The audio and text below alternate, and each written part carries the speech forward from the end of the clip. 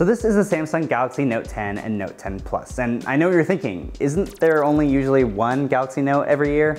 Well, the Galaxy S10 Plus is actually the same size as the Galaxy Note 9 was, so Samsung went and decided they wanted to make two models this year. Now the most obvious changes are right there in front of you, but there's a lot of minute changes that you probably need to know about because I think that Samsung's really trying to ship more Samsung Galaxy Note 10 Pluses this year than Note 10s. Now the most obvious and big things to note is that the Note 10 doesn't have microSD card expansion while the Note 10 Plus does. The Note 10 has a 3500 mAh battery while the Note 10 Plus has a 4300 mAh battery.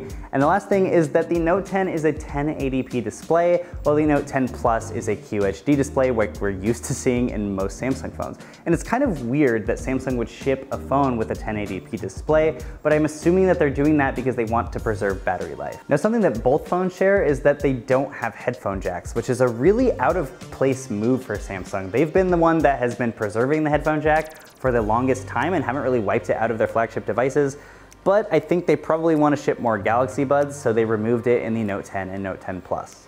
Now if we get to core specs, it's pretty similar to what we saw from the Galaxy S10 series. You've still got the 855 from Qualcomm, though I was wishing that they would use the 855 Plus here, but that's just not the case. You've got 8 and 12 gigabytes of RAM on each phone respectively, and you've got 256 and 512 gigabytes of UFS 3.0 storage, which we only saw in the OnePlus 7 Pro and the Asus ROG Phone 2. Now we were supposed to see it in the Samsung Galaxy Fold, but that got delayed until September.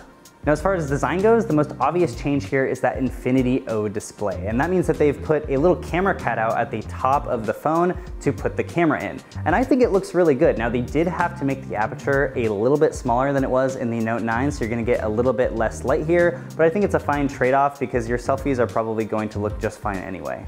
On the back, you've got a really similar camera array that you saw on the Samsung Galaxy S10 Plus. You've still got that ultra wide, the wide, and the telephoto, but they've been rotated, and I think it looks quite a bit better than having them across the top. I just really like the design a little bit more. Now the other thing to note is that they've completely gotten rid of the Bixby button, or rather gotten rid of the power button, because where the Bixby button used to be is now the power button, and there are no buttons on the right side of the phone. At first I thought this was going to be pretty annoying because I'm used to pressing the power button with my thumb, but after holding it for a few minutes and just pressing it with my index finger, it felt pretty natural.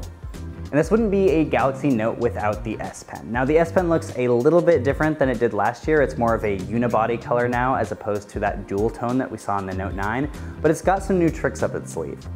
This year we've got those same air actions that we saw on the Tab S6, so you can do things like swiping the pen around to change through the gallery, and you can rotate the pen in real time to kind of zoom in and out of the camera. And that can be pretty useful if you're setting up the camera on a tripod or something and you want to get a shot from far away.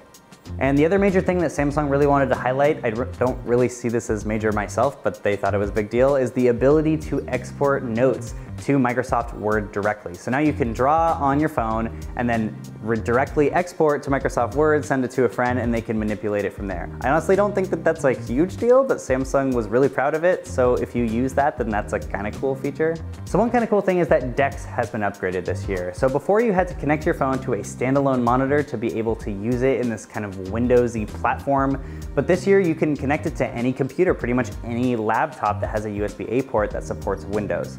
And that's really nice because you just plug your phone in with a standard USB-A cable that comes with your phone, and it kind of pops up this new DeX window that you're able to interact with. And this makes it really easy to transfer files between your phone and your computer. And you can also do things like running your apps in a window on your computer, which is pretty useful. Samsung's also worked with Microsoft on something called Sync to Windows, which basically mirrors all your notifications, like your texts and your general notifications, from your phone to your computer wirelessly. And that's really nice because Windows already had this feature already, but it was really glitchy, especially when you're trying to mirror your notifications or your text messages.